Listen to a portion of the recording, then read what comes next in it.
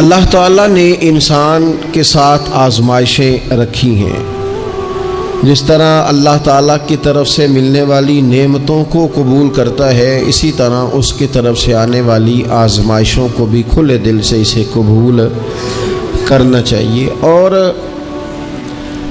یہ بات درست ہے کہ وما اصابکم من مصیبت فبما کسبت ایدیکم، انسان پر کچھ مصیبتیں وہ آتی ہیں جو اس کے ہاتھوں کے کسب کی وجہ سے آتی ہیں۔ بہت ساری قوموں پر عذاب اس لیے آئے کہ انہوں نے بعض گناہ کیے تھے، لیکن یہ یاد رکھیے گا کہ عذاب ہمیشہ گناہوں کی وجہ سے نہیں آتے،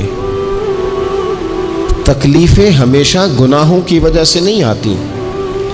انسان دکھوں میں، مشکلات میں صرف اپنی غلطیوں کی وجہ سے نہیں الجھتا، بلکہ نبی پاک علیہ الصلاۃ والسلام نے فرمایا ہے اللہ تعالیٰ کسی بندے کو کوئی درجہ دینا چاہتا ہے، اس کے اعمال اس طرح کے نہیں ہوتے کہ اسے درجہ دیا جائے، تو اللہ اسے کسی مشکل میں ڈال کے اس کے درجے کو بلند فرما دیتا ہے۔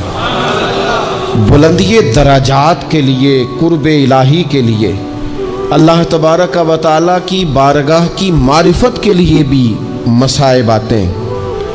آپ دیکھیے نا، نبی پاک صلی اللہ تعالیٰ علیہ وسلم نے فرمایا سب سے زیادہ تکلیفیں انبیاء پہ آتی ہیں، اور فرمایا میں اللہ کا محبوب ہوں، انبیاء کا سردار ہوں، میرے اوپر سب سے زیادہ تکلیفیں آئی ہیں، آزمائشیں آ جاتی ہیں، اور رب فرماتا ہے وَلَنَبْلُوَنَّكُمْ بِشَيْءٍ مِّنَ الْخَوْفِ وَالْجُوعِ، ہم ضرور تمہیں آزمائیں گے کچھ خوف کے ساتھ، کچھ بھوک کے ساتھ، وَنَقْصٍ مِّنَ الْأَمْوَالِ وَالْأَنفُسِ وَالثَّمَرَاتِ، ضرور تمہیں آزمائیں گے پھلوں کی اور جانوں کی کمی کے ساتھ۔ اگر تم اس میں ثابت قدم رہے، شکوے نہ کیے، اپنے رب کی رضا پہ تم راضی رہے، تو وَبَشِّرِ الصَّابِرِينَ، اے محبوب پھر جو میری رضا پہ صبر کریں انہیں میری جنت کی خوشخبری بھی عطا فرما دے۔ ہم تمہیں ضرور آزمائیں گے، خوف بھی، بھوک بھی، مالوں اور جانوں کی کمی بھی۔ مومن کی یہ شان ہوتی ہے کہ وہ کسی بھی موقع پر اپنے رب سے شکوہ نہیں کرتا، کسی بھی حال میں اپنے رب کی شکایت نہیں کرتا۔ نبی کریم علیہ الصلاۃ والسلام نے فرمایا اگر اللہ تعالیٰ کسی بندے کو بیمار کرے اور پھر اس بیماری پر وہ صبر کرے اور آنے والوں سے رب کا شکوہ نہ کرے، تو فرمایا اللہ تعالیٰ نے جو گوشت اسے دیا ہوتا ہے اس سے بہتر گوشت اللہ اسے عطا کر دیتا ہے۔ اگر اللہ تعالیٰ کی حکمت غالب ہو اور تقاضا اس بیماری میں اس بندے کے انتقال کے کر جانے کا ہو، تو فرمایا پھر اللہ تعالیٰ اسے شہادت کا درجہ عطا فرما دیتا۔ آزمائشیں آ جاتی ہیں، انسان پر مصائب آ جاتے ہیں، دکھ آ جاتے ہیں، تکلیفوں کا سامنا بندے کو کرنا پڑ جاتا ہے۔ اب یہ کہ اس میں اپنے دل کو، اپنی روح کو قرار دیا جائے، اپنے آپ کو اللہ کی رضا پہ کھڑا کیا جائے، اور ان حوادث کا مقابلہ کیا جائے، ان چیزوں کو دیکھا جائے، اور یہ غور کیا جائے کہ میرا رب اگر اسی بات میں راضی ہے تو یقیناً اس میں اللہ کی کوئی خاص حکمت ہوگی۔ نبی پاک علیہ الصلاۃ والسلام نے ایک شخص سے پوچھا کیا دعا مانگ رہے ہو؟ تو اس نے کہا یا رسول اللہ میں اللہ کی بارگاہ میں صبر کا سوال کر رہا ہوں۔ تو حضور فرمانے لگے صبر تو مصیبت پر ہوتا ہے۔ یا رسول اللہ پھر کیا مانگوں؟ آپ ان جملوں اور لفظوں کی گہرائی کو سمجھیں، صبر کے لیے تو پہلے مصیبت آئے گی، پھر صبر آئے گا۔ تو یا رسول اللہ کیا مانگوں؟ فرمایا تو رب سے عافیت مانگ۔ مانا کیا ہے؟ مصیبت آئے کیوں؟ اللہ تجھے اپنی حفاظت کے حصار میں لے لے، وہ وقت ہی کیوں آئے کہ جب تیری طبیعت الجھ جائے، جب تو پریشان ہو جائے، جب تو تو اللہ سے عافیت مانگنا۔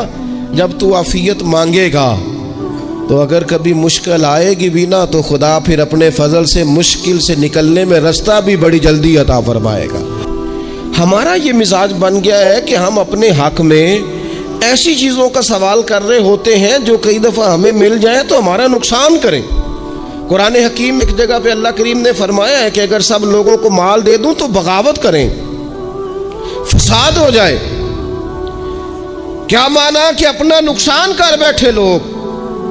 ہم اپنے مالک کی بارگاہ میں بعض ایسی چیزوں کے سوالی ہیں کہ جو ہمارے لیے ٹھیک نہیں ہے، ہمیں اس کے کرم پر چھوڑنا ہے۔ یاد رکھنا، جب قومیں مادہ پرست ہو جاتی ہیں نا، جب وہ ہر چیز کو پیسے میں تولتی ہیں اور پہلے اپنا نفع دیکھتی ہیں، پھر وہ معاشرہ انسانوں کا معاشرہ نہیں رہتا، وہ تاجروں کا معاشرہ ہوتا ہے۔ وہاں ہر چیز سیل ہوتی ہے، بیچی جاتی ہے۔ دوستو، قلبی طور پر جب دلوں میں گنجائش ہوتی ہے، جب ہمارے دلوں میں وسعت ہوتی ہے، جب ہمیں پیار کرنا آتا ہے، 2 آدمیوں کا کھانا 3 آدمی کھا سکتے ہیں، شرط یہ ہے کہ وہ تیسرے کو بٹھانے کی وسعت رکھتے ہوں۔ 4 آدمیوں کا کھانا 5 آدمی کھا سکتے ہیں، شرط یہ ہے کہ ان کے دلوں میں گنجائش موجود ہو۔ یاد رکھنا، ایک چھت کے نیچے ایک ہی گھر کے اندر 4-5 خاندان گزارا کر سکتے ہیں، شرط یہ ہے کہ ان کے دلوں میں گنجائش موجود ہو، شرط یہ ہے کہ وہ قلبی کیفیات وہی رکھتے۔ لیکن ہمیں نا کچھ مست سا کر دیا گیا ہے اپنی اپنی دنیا داری میں، کچھ محب سے ہیں، کچھ اس طرح کا ماحول بنا دیا گیا، مجھے کیا لینے دیں مجھے۔ مذہبی لوگ بھی اتنے لاکھ کی محفل نعت، اتنے لاکھ کا عرس، اتنے لاکھ کی فلانی شے۔ او خدا کے بندو، کچھ دیر کے لیے چھوڑ لو، کچھ دیر کے لیے مہربانی کر لو، اور دیکھو تو صحیح ضرورت کس چیز کی زیادہ ہے۔ چلو کوئی تو گنجائش پیدا کرو زندگی میں، کہیں کسی ایک چیز کو روک لو۔ مستحب کا اور واجب کا فرق ہی نہیں سمجھتے۔ اقبال کہنے لگے، یہ کسی شوخ نے لکھ دیا یہ جملہ محراب مسجد پر کہ یہ ناداں گر پڑے سجدے میں جب وقت قیام آیا۔ وقت تو قیام کا تھا، تم سجدوں میں ہو، اٹھنے کا ٹائم تھا، لوگوں کی مدد کرنے کا وقت تھا، اور تم ابھی بھی اپنے ختمات شریف میں الجھے ہوئے ہو۔ کل 10واں چیلم مستحب ہے، 2 آدمی بیٹھ کے ختم دلا لیں، ہو جاتا ہے۔ یہ باقی کا لاکھوں روپے کا مال ان جگہوں پہ پہنچایا جائے جہاں ضرورت ہے۔ محفل نعت آپ کے محلے کا نوجوان بھی نعت پڑھ سکتا ہے، مقامی خطیب کو بھی تقریر آتی ہے، ہر جمعے کرتا ہے، اور بڑے کام ہے کرنے والے، لیکن وہ بس ٹھیک ہے، ہم جہاں لگ گئے وہاں سے ہلنے کو تیار ہی نہیں۔ ایک مخصوص سا مزاج بنا لیا، اس سے باہر آنا ہی نہیں چاہتے، پسند ہی نہیں کرتے۔ تو اپنی زندگی کے اندر وسعت پیدا کریں، اپنے دل میں وسعت پیدا کریں۔ قحط حضرت عمر کے زمانے میں بھی آ گیا تھا، بڑی مشکلات کا سامنا کرنا پڑا۔ تو ان مصائب میں انسان کو تھوڑا سا پہلے تو ہمت کرنی ہے، پھر اس میں کرنے کا جو کام ہے وہ یہ ہے کہ سب سے پہلا کام تو یہ ہے کہ اپنے رب کی بارگاہ میں کھل کے دعا مانگی جائے، اللہ تبارک و تعالیٰ کے حضور التجائیں کی جائیں، دعائیں کی جائیں، رب کریم کو منایا جائے۔ حضرت عمر فاروق رضی اللہ تعالیٰ عنہ کے زمانے میں جب قحط آیا تھا تو حضرت عمر نبی پاک علیہ السلام کے چچا کو حضرت عباس رضی اللہ تعالیٰ عنہ کو لے کے میدان میں نکلے تھے، اور کیا خوبصورت لفظ انہوں نے ترتیب دیے تھے۔ عرض کرتے تھے، مالک پہلے ہم تیری بارگاہ میں محبوب پاک کو لے کے آیا کرتے تھے، آج محبوب نے ظاہری وصال کیا ہے تو تیرے محبوب کے چچا کو لے کے آئے ہیں، تو اے اللہ تو مہربانی فرما، اپنے محبوب کے چچا کا صدقہ ہمیں بارش عطا فرما۔ تو بس حضرت عمر نے وہ دعا مانگی، حضرت عباس کو وسیلہ بنایا تو اللہ نے بارش عطا فرما دی۔ اچھا، پھر یہ دونوں چیزیں ہمیں حدیث صحیح میں ملتی ہیں۔ ایک نوجوان نے، ایک شخص نے آ کے حضور کی بارگاہ میں عرض کی، یا رسول اللہ بارش نہیں ہوتی، دعا کر دیں۔ تو نبی پاک نے ہاتھ اٹھائے دعا کے لیے، اتنے ہاتھ بلند کیے کہ بغلوں کی سفیدی نظر آنے لگی۔ وہ کہتے ہیں ابھی محبوب کے دستے مبارک پوری طرح چہرے پر پھرے نہیں تھے کہ اللہ نے بارش عطا کر دی۔ پھر پورا ہفتہ بارش ہوتی رہی تو لوگوں کو اب بارش کی کثرت کی وجہ سے بعض مسائل بننے لگے تو وہ پھر حاضر ہوئے، عرض کی یا رسول اللہ دعا فرما دیں، اب تو کچھ مشکلات بڑھنے لگی ہیں۔ تو حضور نے پھر ہاتھ اٹھائے کہ اے اللہ اپنا فضل نصیب فرما، مہربانی فرما۔ کبھی بارش کی ضرورت ہوتی ہے اور کبھی بارشوں کا کثرت سے ہونا وہ تکلیف کا باعث ہو جاتا ہے بعض جگہوں پر۔ تو کہتے ہیں پھر حضور نے دعا فرمائی، ابھی چہرے پہ ہاتھ نہیں پھیرے تھے کہ مدینہ منورہ میں بارش ختم ہو گئی۔ تو سب سے پہلا اور ضروری کام ہمارا آج مزاج بن گیا ہے کہ ہم تبصرے کرتے ہیں،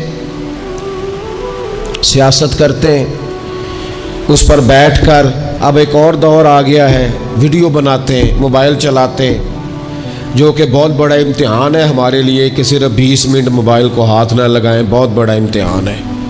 ہو سکتا ہے بہت سارے لوگ بڑی تکلیف میں آ جائیں کہ پورے 20 منٹ گزر گئے، اس پہ ویڈیو بنائیں گے، اس پہ کومنٹس کریں گے، اس پہ یہ کام ہم کرتے ہیں۔ حالانکہ اگر کوئی ایسی مشکل آ جائے تو شریعت نے ہمیں یہ سبق دیا کہ پہلے دعا، پہلے اللہ کی بارگاہ میں حاضری۔ اکبر الہ آبادی نے کہا تھا کہ مصیبت میں بھی اب یاد خدا ہم کو نہیں آتی، دعا منہ سے نہ نکلی، جیبوں سے عرضیاں ہی نکلی۔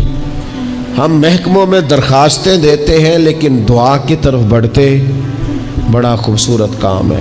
سب سے پہلے تو یہ کریں کہ وہ جو ہمارے بھائی تکلیف میں ہیں، مجبوری میں ہیں، ان کے لیے اپنے رب کی بارگاہ میں عرض کریں کہ مالک، قدرتوں کا مالک تو تو ہے، ہر چیز تو تیرے دست کرم میں ہے، اور تو کریم اتنا ہے کہ بندوں پہ تو غضب نہیں زیادہ فرماتا، رحمت ہی زیادہ فرماتا ہے، اور تیری رحمت تیرے غضب پر غلبہ رکھتی ہے، اس لیے مالک تو کرم فرما، اور یہ جو لوگ ہیں تو انہیں اپنے فضل سے ہی آسانی عطا فرما تاکہ اس مشکل سے نکل آئیں۔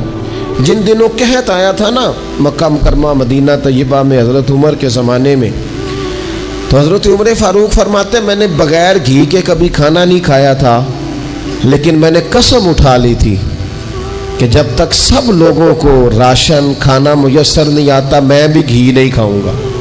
یہ جو اضافی اخراجات ہیں، ایڈوانس گاڑیاں بک کرانا، نئے ماڈل کے موبائل خریدنا، یہ جو ہمارے صرف ناز نخرے ہیں، صرف ان کو تھوڑا سا کلوز کر لو۔ عجیب بات ہے نا، عجیب ظلم ہے نا کہ ایک بچہ رات کو اس لیے کھانا نہیں کھا رہا کہ اس کی مرضی کا پکا ہوا نہیں، اور ایک طرف میرے ہی وطن میں اس ویڈیو نے بھی میری چیخیں نکلوا دی جس میں ایک بیٹی، اور اس کی عمر بھی بالکل اتنی ہے جتنی میری بیٹی کی عمر ہے، اس سے وہ صحافی پوچھتا ہے، پاؤں اس کے ننگے ہیں اور پاؤں پہ کیڑے چڑھ رہے ہیں، تو اس سے پوچھتا ہے پتر کیا چاہیے؟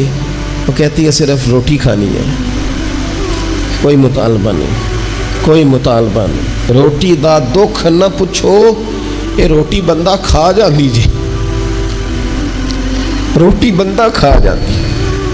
اللہ کریم نے فرمایا وَتَعَاوَنُوا عَلَى الْبِرِّ وَالتَّقْوَى، جب تقوی اور پرہیزگاری کا معاملہ ہو تو ایک دوسرے کے ساتھ تعاون کرو، ایک دوسرے کے ساتھ تعاون کرو، ایک دوسرے کا آگے بڑھ کے بازو تھامو، خیر کے کاموں میں ایک دوسرے کی مدد کرو، آگے نکلو۔ ہو جاتا ہے کبھی کبھی ایسا کہ ایک بھائی کے پاس بہت زیادہ مال ہوتا ہے، دوسرے کے پاس کم ہوتا ہے، اور نبی پاک صلی اللہ تعالی علیہ وسلم نے ارشاد فرمایا کہ یاد رکھنا اللہ تبارک و تعالی اتنی دیر تک تمہاری مدد کرتا ہے جب تک تم اپنے بھائی کی مدد کرتے رہتے ہو، اللہ تمہارا مددگار رہتا ہے۔ اور یہ جو مسلمان ہوتے ہیں، مومن، کلمہ پڑھنے والے، ان کے بارے میں میرے نبی پاک علیہ الصلوۃ والسلام نے فرمایا کہ یہ ایک جسم کی مانند ہے، ایک جسم کی طرح ہے۔ مومن ایک جسم کی طرح ہے، جس طرح یہ پورا جسم ہوتا ہے، اور حضور نے مثال دے کے بات سمجھائی، فرمایا جسم کا ایک حصہ تکلیف میں ہونا تو سارا جسم اس کا کرب محسوس کرتا ہے، یعنی درد صرف دانت میں ہے لیکن روٹی کھانے کو دل نہیں کرتا، किसी से बात करने को दिल नहीं करता, उठ के बाहर जाने को तबीयत नहीं चाहती, पूरा वजूद उसका कर्ब, उसकी तकलीफ महसूस करता है। फरमाया जिस तरह एक जिस्म के एक हिस्से को तकलीफ हो, आप मुझे बताइए ना, आपके दांत में तकलीफ है तो क्या कभी आपके दिमाग ने कहा है कि डॉक्टर के पास नहीं जाना? पैरों ने कहा है मैंने नहीं चल के जाना, ये तो मसला सिर्फ और सिर्फ दांत का है, दांत जाने उसका काम जाने? ऐसा होता नहीं। दांत में तकलीफ होती है तो ज़हन मंसूबा बंदी करता है, वो कहता है यार ये पता करो दांत का डॉक्टर कहाँ बैठता है। फिर आपकी ज़ुबान हिलती है, मालूमात करती है, फिर आपके पैर चल के वहाँ जाते, और फिर आप अपने दिल से माफी ज़मीर वहाँ बयान करते, फिर आप अपना कमाया हुआ सरमाया खर्च करते हैं। भाई एक दांत को तकलीफ है तो रहने दो, सारे जिस्म को काम में क्यों लगाया है? तो माना ये है कि जब जिस्म का एक हिस्सा तकलीफ में हो, बाकी सारे सपोर्ट करते हैं ताकि वो ठीक हो जाए। तो हुजूर ने फरमाया मेरे सारे मोमिन एक जिस्म की तरह हैं। सारे मक्के से हिजरत करके मदीने आए, घर बार पीछे रह गए, जायदादें पीछे रह गई, कारोबार पीछे रह गए। हुजूर ने फरमाया तुम भाई हो। लेकिन वो सहाबा थे ना, उन्होंने भाई भाई अपने आप को सिर्फ तकरीरों में नहीं समझा था, उन्होंने अपने आप को भाई भाई सिर्फ महफिलों के नारों में नहीं समझा था, उन्होंने अपने आप को भाई भाई सिर्फ अदीब शायर की शायरी में नहीं समझा था। वो मन से उनकी आवाजें आती थी हम सचमुच के भाई हैं। उन्होंने तय कर लिया था कि हम भाई हैं। लिहाजा जब हुजूर ने कहा ना आप तुम्हारे भाई वहां से हिजरत करके आए हैं तो इनकी मदद करो, तो फिर उन्होंने सही वाला भाई समझा।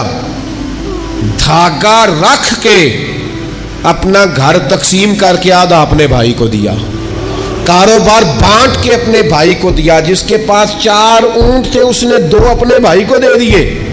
चलते कारोबारों में भाइयों को शरीक बना लिया। उन्होंने उन्हें इस तरह करके रखा कि फिर वो जो मुहाजिर थे वो मुहाजिर रहे ही नहीं। उन्हें यूं लगा कि हम तो एक घर से अपने दूसरे घर में शिफ्ट हुए, उन्हें किसी जगह भी कोई तकलीफ नहीं आई। लेकिन अमीर आदमी गरीब को भाई समझने को तैयार होता नहीं। तगड़ा बंदा छोटे के करीब जाने के लिए राजी होता नहीं। जब तक वो खास ज़ेन न बने जो ज़ेन हमें रसूल पाक सल्लल्लाहु अलैहि वसल्लम ने अता किया, उतनी देर तक इंसान उस मकाम तक पहुंच नहीं सकता जहां वो अपने भाई के लिए खैर का मामला करे। तो एक तो ये कि हमें आगे बढ़ना चाहिए, उन लोगों को अपना भाई जानना चाहिए। चौथी बात, इस्लाम के अंदर ना हर जी रूह के साथ नेकी करने का अजर है, हर तर जिगर वाले के साथ नेकी करने का सवाब है। इस्लाम के अंदर जो तर जिगर रखता है, जिसके वजूद में रूह है, उससे नेकी करें अजर मिलेगा। सही हदीस में मौजूद है ना। और मेरा ख्याल है आप सबको वो हदीस आती है कि नबी पाक अलैहिस्सलाम ने फरमाया कि सारी ज़िंदगी गुनाह करने वाली औरत ने कुत्ते को पानी पिलाया था तो रब ने बख्शिश फरमा दी। कुत्ता हलाल जानवर भी नहीं, कुत्ते को पानी पिलाया, सारी ज़िंदगी के गुनाह थे, अल्लाह ने माफ़ कर दिया। कोई भी तर जिगर वाला हो, आप मुझे बताइए एक कुत्ते को पानी पिलाने से रब माफ़ करता है, तो अगर कोई किसी इंसान की खिदमत करे, और निरा इंसान नहीं मुसलमान, और निरा मुसलमान नहीं मदीने वाले का गुलाम, रसूलुल्लाह का कलमा पढ़ने वाला, उसके साथ नेकी करने से अल्लाह कितना अजर अता फरमाएगा। तो अजीज भाई, मखलूक खुदा से जब लोग प्यार करते हैं, जब लोग मोहब्बत करते हैं, और जब हमारे दिल नरम, हमें ना मादा परस्त बनाया गया है कुछ अरसे से, हमारा ज़हन बना दिया।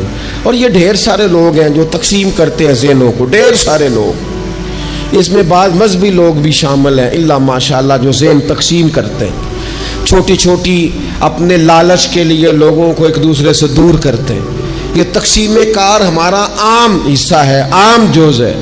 याद रखें, जब बंदा किसी के बच्चों का सोचता है तो अल्लाह उसके बच्चों पर फजल फरमाता है। जब इंसान किसी का घारा बात करता है, रब इसका घारा बात करता है। हजरत अबू बकर सिद्दीक फरमाया करते थे, तू अल्लाह के दीन की खिदमत में लग जा, तेरा जाती कोई काम रब रुकने नहीं देगा। وہ سارے تیرے کام ہوتے رہے. ہم کیا سمجھتے ہیں کہ تگڑی تقریروں سے لوگوں کو قریب کر لیں گے؟ کہ ہم کیا سمجھتے ہیں کہ بڑے بڑے پوسٹر لگائیں گے محفلوں کے تو لوگوں کو؟ ہم کیا سمجھتے ہیں حساب صرف نمازوں کا ہونا ہے؟ ہم کیا سمجھتے ہیں کہ حساب صرف ہم سے سجدوں کے بارے میں پوچھا جائے گا؟ یہ بھی سوال ہوگا. یہ بھی صحیح بخاری مسلم میں موجود ہے, صحیح حدیث میں موجود ہے کہ رب فرمائے گا او بندے میں بھوکا تھا تو نے مجھے روٹی نہیں کھلائی, میں پیاسا تھا تو نے پانی نہیں پلایا, کپڑوں کی حاجت تھی تو لے کے نہیں آیا, میں بیمار تھا تو نے تیمارداری نہیں کری. مالک تو کھانے سے پاک, پینے سے پاک, پہننے سے پاک, بیماری سے پاک. تو رب کریم فرمائے گا وہ جو تیرے پڑوس میں بندہ بیمار تھا تو میں ہی تو تھا نا, وہ جو تیرے پڑوس میں آدمی بھوکا تھا تو بندہ تو میرا ہی تھا نا, وہ جو تیرے دائیں بائیں لوگوں کو حاجت تھی تو وہ میرے ہی بندے تھے. خدا کے بندے تو ہیں ہزاروں, بنوں میں پھرتے ہیں مارے مارے, میں اس کا بندہ بنوں گا جس کو خدا کے بندوں سے پیار ہوگا. کچھ نہ تھوڑا سا اپنے دلوں میں وہ کیا بات کی تھی ساگر نے, اس نے کہا تھا کہ یہی ہے ذوق عبادت کی انتہا ساگر, او غم حیات کے ماروں کا احترام کرو. یہ جو غم حیات کے مارے ہیں ان کا احترام کرو. 100 گھر تھا مدینہ شریف میں, امام ابو نعیم نے اس کو لکھا ہے. ہمارے ہاں بھی لوگ افطاری کراتے ہیں, سیاسی افطاری رمضان میں, سیاسی افطاریاں جن سے ہمیں کام نہیں پڑتا, جن سے ہمیں کل کو کام نکلوانا ہو تو ان کی روٹی پکائی جاتی ہے. سیاسی ولیمے, سیاسی دعوتیں, سیاسی لوگوں کے اجتماعات, VIP کے لنگر, یہ ہمارا کلچر بن گیا ہے, یہ ہمارا مزاج بن گیا ہے. اور نبی پاک علیہ السلام نے فرمایا لعنت اس دعوت پر جس میں امیروں کو بلایا جائے اور غریبوں کو نظر انداز کیا جائے, وہ تو ملعون دعوت ہے. 100 گھر پورا تھا مدینہ منورہ میں, جس میں 3 وقت کا کھانا, بچوں کے کپڑے, اگر کوئی بیمار ہو جاتا تو دوائیاں.